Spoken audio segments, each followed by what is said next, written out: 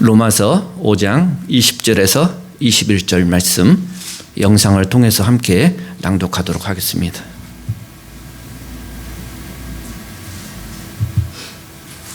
율법이 들어온 것은 범죄를 더하게 하려 함이라.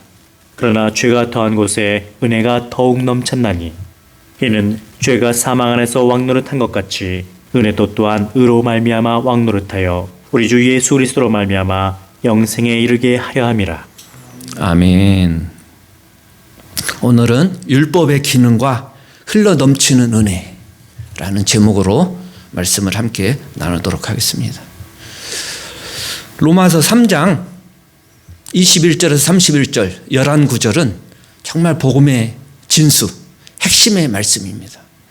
하나님이 예수 그리스도를 화목제물로 세우셔서 그 예수 그리스도를 믿는 자들에게 영생을 주시는, 의롭다 하시는 그 복음의 진수가 로마서 3장 21절부터 31절 19절에 대해서 쭉 사도 바울이 복음의 핵심을 말씀하고, 그 다음에 오늘 본문에 속해 있는 로마서 5장 12절에서 21절 19절, 이 19절도 그 3장 21절 이하 못지않게 정말 중요한 복음에 대한 중요한 말씀입니다.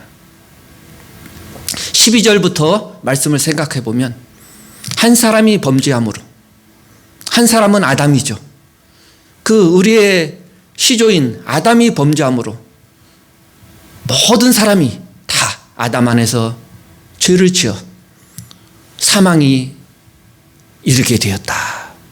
한 사람 아담으로 인해서 죄가 이 세상에 들어왔고 그 죄로 인해서 모든 사람이 죽을 수밖에 없는, 여기서 죽음이라는 것은 육신의 죽음뿐만 아니라 영혼의 죽음. 하나님 앞에 모든 예수 믿는 사람이나 믿지 않은 사람이나 다 이 세상에서 육신은 죽습니다. 그러나 우리가 믿음으로 구원받은 사람은 우리의 몸이 다시 부활할 것이고 우리의 영혼이 부활된 몸으로 하나님 나라에서 하나님 앞에서 서게 되고 영원한 영생을 누리게 되지만, 우리가 믿음으로 거듭나지 않은 사람, 그냥 아담의 자손으로 남아있는 사람, 태어나서부터 누구나 아담의 자손으로 태어나는데 그런 사람은 죄와 정죄, 사망, 영적인 사망까지 영원한 하나님으로부터 떠나서 지옥에 떨어질 수밖에 없는, 그것이 100년, 1000년, 만년이 아니라 영원한 그런 존재가 될 수밖에 없다는 것입니다. 그것이 복음인 거예요. 그래서 예수 믿는 것이 얼마나 중요한 거죠. 왜 사람들이 자꾸 예수 믿어라, 예수 믿어라 자꾸 나에게 권유하고 나에게 전도하고 하느냐. 그 영혼이 중요하기 때문에 예수 믿고 이 땅에서 잘 되고 출세하고 그런 것 때문에 예수 믿는다면 안 믿어도 돼요. 조금 어렵게 살아면 어때요? 그러나 그것이 문제가 아닙니다. 이 세상에는 80년, 100년 살면 누구나 다 이 세상을 떠나 하나님 앞에 서야 된다는 것입니다. 그래서 아담의 후손으로 계속 남아있는 사람은 정죄받을 수밖에 없다. 그러고 나서 예수 그리스도의 한 사람 순종함으로 인해서 모든 사람이 의롭게 되어가지고 이 죄와 사망의 문제를 극복하고 예수 그리스도에서 의롭게 됨으로 영생을 누리는 존재가 되었다. 그래서 사도 바울은 한 사람, 인류의 대표 아담, 그리고 예수 그리스도, 그 두 사람의 대표, 인류의 대표를 통해서 인류의 머리가 됨으로써 하나님이 대표적으로 계약을 맺으심으로 그 후손으로 속한 사람들은 다 그 계약의 법에 다 적용된다는 것입니다. 아담과 맺은 언약은 행위 언약이어서요. 이것을 따먹으면, 선악과를 따먹으면 반드시 죽으리라. 아담이 하나님을 배반함으로 죽음이 이 땅에 왔다는 것입니다. 그러나 예수 그리스도가 십자가를 지시고 순종함으로 그 예수 그리스도를 믿는 자에게는 우리가 선하게 살아서 어렵게 되는 것이 아니라 예수 그리스도의 십자가의 그 피가 그 십자가에서 우리 죄를 대신 형벌을 받으시고 십자가에 죽으시고 부활하심으로 그 예수 그리스도를 믿는 자들에게는 의롭다 하시는, 그냥 의롭다 여겨주시는 거예요. 우리가 일을 해서 싹을 받는 것, 그것은 당연한 것이지만 우리가 일을 하지 않았는데도 하나님이 은혜로 의롭다, 그게 바로 구원이에요. 그래서 우리가 그 구원을 받았다는 것입니다. 그래서 한 사람이 얼마나 중요하냐 이렇게 이야기하고 있습니다. 그러고 나서 본문 오늘 마지막 두 구절은 이것은 첨가된 말씀이에요. 쭉 이어서 추가되는 말씀. 그래서 유대인들, 유대인이면서 그리스도 있는 사람들은 아직도 아니 율법이 그래도 하나님이 주신 율법인데 정말 뭔가가 있지 않냐. 그리고 유대인들은 율법 때문에 자기가 구원받는다고 생각했어요. 그러나 사도 바울은 율법이 중요한 것은 맞지만 그것이 지옥에 정죄하는 죄를 정죄함으로 지옥에 떨어지게 하거나 또 의롭게 해서 구원받게 하거나 그런 역할을 하는 것은 아니다. 율법이 중요하긴 하지만 하나님은 은혜로 주셨지만 그러나 율법이 구원과 직접적으로 구원을 위해서 주신 것은 아니다. 우리 구원과 율법은 무슨 관계가 있느냐? 그러면 우리가 우리의 의롭다함을 받는 것과 하나님이 주신 율법은 무슨 관계가 있느냐? 그것을 사도 바울은 추가로 이 두 구절을 통해서 말씀하고 있다는 것입니다. 율법의 첫 번째 기능은 무엇인가? 오늘 20절의 첫 번째 상반절에 보면 율법이 들어온 것은 범죄를 더하게 하려 함이라. 율법은 뭡니까? 모세 오경을 비롯한 구약 전체를 이야기하죠. 그래서 그 율법의 핵심되는 것은 의식법이 있습니다. 제사를 지내는 거예요. 짐승을 잡아서 그 피를 뿌리고 그래서 짐승에게 죄를 전가해서 그 피를 뿌림으로 이스라엘 백성을 용서를 받는, 그렇죠? 그것은 예수님의 그림자죠. 영원한 죄를 용서하실 예수님, 어린 양의 예수 그리스도를 나타내는 그림자에 불과한 것이죠. 그러한 의식법이 있고 도덕법이 있습니다. 십계명 같은 하나님 사랑, 이웃 사랑 10계명을 주셨어요. 큰 계명들을 주시고 그 위에 여러 가지 민법도 주시고, 그래서 율법은 구약 전체를 이야기하는 것입니다. 그런데 율법을 왜 주셨냐? 그것이 우리를 구원받게 하기 위해서 또는 우리를 정죄하기 위해서 주신 것이 아니다. 왜 주셨냐? 그 율법은 우리가 범죄함을 더하게 하려 합니다.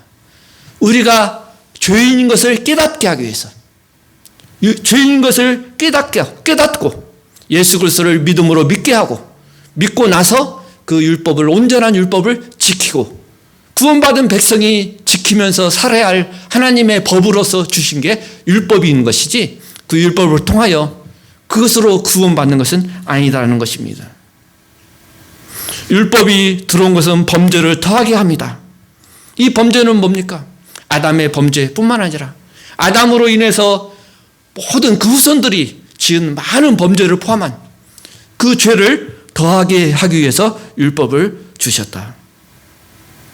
로마서 3장 20절에도 율법의 행위로 의롭다함을 얻을 육체가 없나니 율법으로는 죄를 깨달음이라.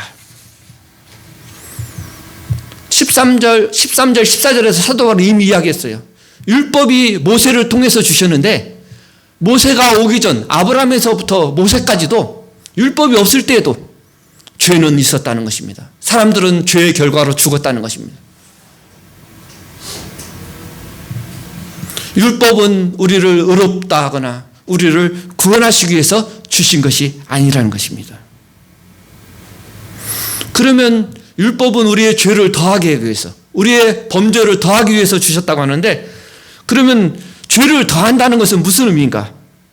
첫 번째로 율법은 우리에 대한 죄의 지식을 알려주시는 거예요. 법이 없으면 죄를 지어도요, 죄가 죄인지를 몰라요. 이 세상에서도 요즘 신종 범죄가 막 나오잖아요. 그러면 법이 없어. 처벌할. 근데 죄가 아닌 것은 아니죠. 죄인데 처벌할 법이 없는 거예요. 그래서 법을 또 제정하는 거예요. 죄가 발달함을 따라서. 그래서 이 율법은 우리에 대한 죄, 어떤 것이 죄인가, 하나님 앞에 어떤 것이 죄인지를 깨닫게 하는 거예요. 로마서 7장 7절에 그런즉 우리가 무슨 말을 해요? 율법이 죄냐? 그럴 수 없느니라. 율법으로 말미암지 않고는 내가 죄를 알지 못하였으니 곧 율법이 탐내지 말라 하지 아니하였더라면 내가 탐심을 알지 못하였으리라. 사도 바울도 예수 믿기 전에 유대인으로서 율법을 너무나 율법 전문가였습니다. 최고의 지식인이었고 학자였고, 근데도 자기가 죄인 것을 깨닫지 못했어요. 자기는 의롭다고 생각했습니다. 그러나 율법에 탐내지 말라는 그 의미를 깨달은 순간 내가 죄인인 것을 깨닫습니다. 탐내는 것이 다른 사람의 물건을 훔치는 것뿐만이 아니거든요. 마음의 문제거든요. 율법이. 그래서 예수님이 율법을 완전케 하신 산상수훈이 바로 예수님이 율법을 완전케 설명하신 거예요. 의형적인 것이 아니라 마음의 문제라는 것입니다.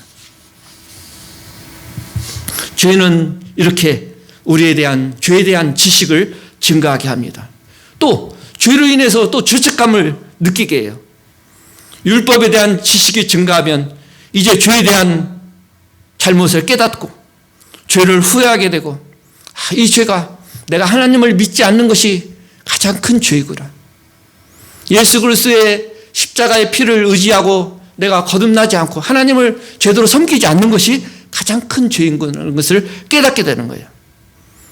단순히 이 땅에서 살면서 도둑질하고 살인하고 간음하고 이것만이 죄인 것이 아닌 것입니다. 그래서 시편 51편 4절을 보면 다윗이 내가 주께만 범죄하여 주의 목전에 악을 행하였사오니 주께서 말씀하실 때 의로우시다 하고 주께서 심판하실 때 순전하시다 하리이다. 다윗이 우리아의 아내 밧세바를 범하고 간음죄를 짓고 또 우리아를 죽이기까지 살인죄까지 범했습니다. 그리고 나서 회개하면서 깨달을 게 내가 주께 하나님께 범죄했다는 하나님께 이 율법을 통해서 우리가 하나님 죄에 대한 지식을 분명하게 알 수가 있어요. 어떻게 살아야 하나님을 섬기고 이웃을 사랑하고 진정으로 살 수 있는지를. 그래서 아담부터 모세까지는 죄에 대해서 진정으로 죄라는 것을 알았지만 정확하게 충분히 깨닫지 못하였다는 것입니다. 세상에서 가장 큰 죄는 무엇입니까? 예수 그리스도의 피를 그의 필요성을 깨닫지 못하고 내가 예수 믿어야 할 이유를 깨닫지 못하는 것이 가장 안타까운 것이고 가장 큰 죄인 것입니다.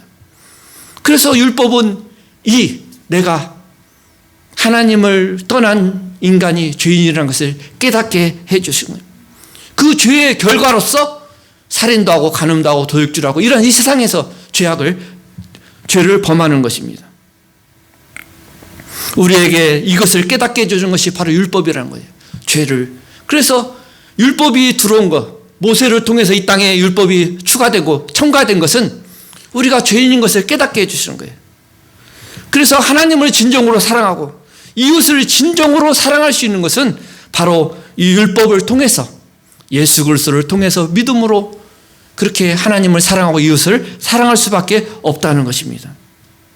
이 죄는 하나님과의 우리의 관계가 깨어졌다는 것을 의미합니다. 하나님을 불순종하고 하나님의 명령을 거역하고 하나님을 떠났다는 것이 바로 가장 큰 죄인 것입니다. 그것이 회개가 뭡니까? 이제는 내가 하나님을 배반하고 등져서 떠났지만 이제는 하나님께로 돌아와서 하나님을 나의 구주, 나의 하나님으로 섬기고 살겠다. 그렇게 돌아온 것이 바로 회개인 것입니다. 내가 잘못했다고 고백하고 이것도 자백하고 이것도 회개이지만 근본적인 것은 내가 내 삶의 주인이었다. 내 마음대로 살았다. 이 세상을 쫓아서 살았다는 것에서 완전히 돌이켜서 예수 그리스도 그분이 나의 구주다. 이제는 하나님의 영광을 위하여 살겠다. 이것이 바로 회개인 것입니다. 또한 율법은 실제로 우리를 죄를 짓게도 하고 우리를 죄 속으로 몰아넣습니다. 죄는 우리의 본성을 가지고 죄를 짓게 하죠. 죄가 우리에게 해온 일, 죄가 우리의 본성을 악용해서 율법에서 무엇을 하지 말라고 하면 그것을 하고 싶은 욕구가 생기게 인간의 죄악된 본성인 거예요. 그래서 학교에서 성교육을 시키잖아요. 그럼 성교육 시키는 것으로 인해서 이렇게 성적인 것으로 인해서 그 죄를 더 자극하고 그것이 인간의 본성이거든요. 그래서 죄가 우리의 본성을 통해서 그래서 그 율법이 하지 말라고 하는 것이 있으면 더 하려고 하는 인간의 본성이 있다는 것입니다. 문제는 율법이 문제가 아니고 율법은 거룩하고 선하지만 우리의 본성이 타락하고 하나님을 떠난 악한 존재였다는 것입니다. 그리고 네 번째로 율법은 우리를 그리스도께로 인도합니다. 예수 그리스도께로. 갈라디아서 3장 24절 이같이 율법이 우리를 그리스도께로 인도하는 초등교사가 되어 우리로 하여금 믿음으로 말미암아 의롭다함을 얻게 하려 하십니다. 우리가 예수 그리스도를 믿고 복음 앞에 나오는 가장 큰 이유가 뭡니까? 건강하기 위해서, 세상에서 평안하기 위해서, 잘되기 위해서가 아닙니다. 우리의 죄 문제를 해결하기 위해서, 우리의 구원의 문제를 해결하기 위해서, 그것이 첫 번째 목표인 거예요. 내가 예수 믿는 것이 내 영혼 구원, 내가 죄와 사망의 문제를 해결하는 것입니다. 그래서 오늘 본문의 말씀에 율법이 들어온 것은 범죄를 더하게 하려 함이라. 그러나 죄가 더한 곳에 은혜가 넘쳤나니. 율법을 통해서 내가 죄인인 것을 깨달아야, 은혜가 넘쳐야, 그래서 예수 그리스도의 복음의 은혜가 나에게 넘친다는 것입니다. 그래서 오늘 20절의 앞 부분을 율법의 진정한 의미를 깨달을 때 우리가 예수 믿게 되고 복음을 받아들이고 내가 정말 예수 그리스도 십자가의 피로 용서받아야 될 죄인이구나, 이것을 깨닫게 되는 것입니다. 율법을 통해서 내가 죄인임을 깨달으면 깨달을수록 내가 주님 앞에 복음의 필요성을 더욱 깨닫게 되는 것입니다. 그래서 율법은 하나님의 거룩한 것이고 죄를 깨닫게 함으로써 내가 예수 그리스도의 십자가가 필요하다는 것을 깨닫게 하는 역할, 그것이 바로 율법인 것입니다. 이것을 깨닫지 않고는 하나님의 은혜를 깨달을 수 없다는 것입니다. 흘러 넘치는 은혜, 하반절, 이것이 바로 전반전의 율법의 진정한 의미, 율법을 통해서 내가 죄인인 것을 깨달아야 흘러 넘치는 예수 그리스도의 십자가의 은혜, 그 은혜를 깨닫고 내가 죄인인 것을 고백하고 예수 그리스도의 내 삶의 주인으로 모실 수 있다는 것입니다.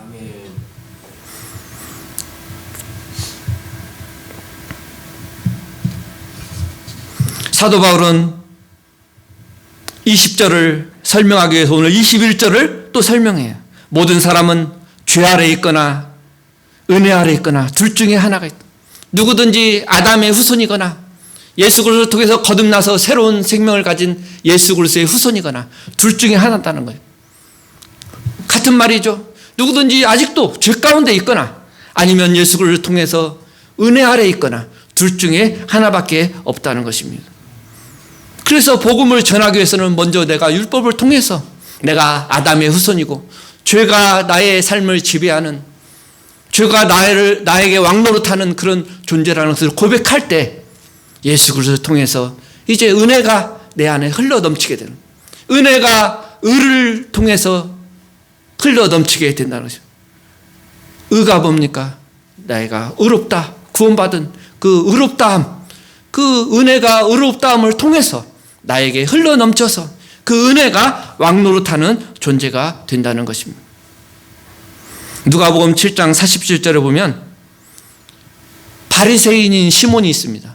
베드로 시몬이 아니고 바리새인 시몬이 예수님을 초청했는데 그 시몬은 예수님께 발 씻을 물도 주지 않고 그렇게 영접했어요. 그러나 죄 많은 한 여인이 옥합을 깨뜨려서 그 옥합으로 발로 씻고 눈물로 그 발을 머리털로 닦는 그러한 일을 했을 때 시몬이 비난했습니다.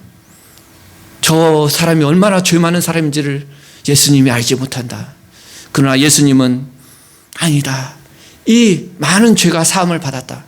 죄가 많이 사함을 받았기 때문에 은혜가 넘쳐서 그 옥합, 그 비싼 것을 다 깨뜨려서 주님을 섬겨도 아깝지 않는. 왜? 자기가 죄인인 것을 깨달았기 때문에. 바리새인 시몬이 죄가 이 여인보다 적을까요? 꼭 그렇지도 않을 것입니다. 바리새인 시몬은 죄를 깨닫지 못했지만 이 여인은 정말 세상 사람들이 보기에는 더 많은 죄를 진 것 같지만 그러나 이 여인은 죄를 깨달았고 하나님의 은혜를 받고 죄의 사함뿐만 아니라 구원까지 받는 놀라운 은혜가 임했습니다. 이 여인은 자기가 죄인인 것을 예수님 앞에 섰을 때 우리가 율법을 통하여 내가 정말 죄인이고 내가 정말 죄인의 교수라는 것을 깨달았을 때 예수님의 용서해 주신 은혜, 십자가의 그 사랑의 은혜, 나의 모든 죄를 용서해 주신 그 은혜가 너무나 감격해서 그 옥합을 깨뜨려서 주님께 눈물로 발을 닦는 그러한 은혜가 넘쳤다는 것입니다. 에베소서 2장에 보면 그때 너희는 그 가운데 행하여 이 세상 풍조를 따르고 공중의 권세 잡은 자 마귀를 따른 그런 존재였다는 것입니다. 죄를 범하는 자마다 죄의 종이다. 그러나 진리를 알지니 진리가 너희를 자유케 하리라. 예수님께서 그렇게 말씀하십니다. 이 세상에 예수를 믿지 않은 사람들의 마음에는 마귀가 그 마음의 생각을 붙들고 있다는 것입니다. 그래서 예수를 못 믿게 한다는 것입니다. 그것이 영적인 진리고 사실입니다. 고린도후서 4장 3절 4절 만일 우리의 복음이 가리워졌으면 망하는 자들에게 가리워진 것이라. 그 중에 이 세상의 신은 뭡니까? 마귀가 믿지 아니하는 자들의 마음을 혼미케 하여 그리스도 예수의 영광의 복음의 광채가 비치지 못하게 함이니 그리스도는 하나님의 형상입니다. 믿지 않은 자들의 생각과 마음에 마귀가 복음의 빛이 비춰지지 않게 깨닫지 못하게 자기가 죄인인 것을 깨닫지 못하고 내가 왜 예수를 믿느냐? 내가 이렇게 이 정도 살면 내가 착하게 살고 선하게 살았는데 그것이 바로 마귀가 복음의 빛이 비쳐서 회개하고 그 영혼이 천국 가지 못하게 하는 그 역할을 한다고 성경은 분명하게 이야기하고 있습니다. 로마서 8장 7절 육신의 생각은 하나님과 원수가 되나니 이는 하나님의 법에 굴복하지 아니할 뿐만 아니라 할 수도 없습니다. 마귀가 생각을 통해서 그 사람을 다스린다는 것입니다. 사도 바울은 죄가 사망의 영역에서 사망으로 말미암아서 우리를 과거에 왕노릇했습니다. 그래서 다 죄의 종이 될 수밖에 없고 죄의 노예로 이 세상 풍조를 따라서 눈에 보이는 대로 멸망을 위하여 살아갈 수밖에 없는 거예요. 마귀가 속이는 자입니다. 이 세상의 영광을 보여주시며 예수님께서도 40일 금식하신 후에 마지막 세 번째 이 세상 영광을 보여주며 천하 만국의 영광을 보여주며 내게 절하면 이 모든 것을 너에게 주리라고 시험했던 것을 볼 수가 있습니다. 그래서 마귀가 주는 유혹에 따라서 이 세상의 영광과 부귀와 명예를 위해서 살아가는 얼마나 안타까운 영혼인지 우리가 알 수 있습니다. 우리가 죄인인 것을 깨달을 때 예수 그리스도의 십자가가 얼마나 나를 구원하시고 영원한 천국에 이제는 죄가 왕노릇하는 것이 아니라 은혜가 우리 칭이 의롭다함을 통해서 말미암아 나에게 왕노릇하는 존재. 그렇게 되면서 결과는 어떻게 됩니까? 영원한 생명에 이르게 한다는 것입니다. 우리는 정말 물과 성령으로 거듭나야만이 이제 하나님의 자녀로 새롭게 태어나고 새 생명으로 태어나야 그래서 성장하면서 주님을 닮아갈 수가 있습니다. 구원을 이루어갈 수가 있습니다. 은혜가 나를 다스리고 은혜가 나를 왕노릇하는 그런 삶을 살 수 있는 것입니다. 오늘 말씀을 통해서 저와 여러분은 이러한 믿음으로 새 생명으로 주님 닮아가며 이제 세상을 목표로 살지 않고 하나님 나라를 목표로 이 땅에 살지만은 그 속에서 믿음으로 살아가서 궁극적인 천국에 영원한 생명에 다 이르는 한 사람도 그곳에 이르지 못하는 사람이 없도록 그러한 천국에 다 이르는 저와 여러분들 다 되시기를 예수님의 이름으로 축복합니다. 찬송가 435장 부르시고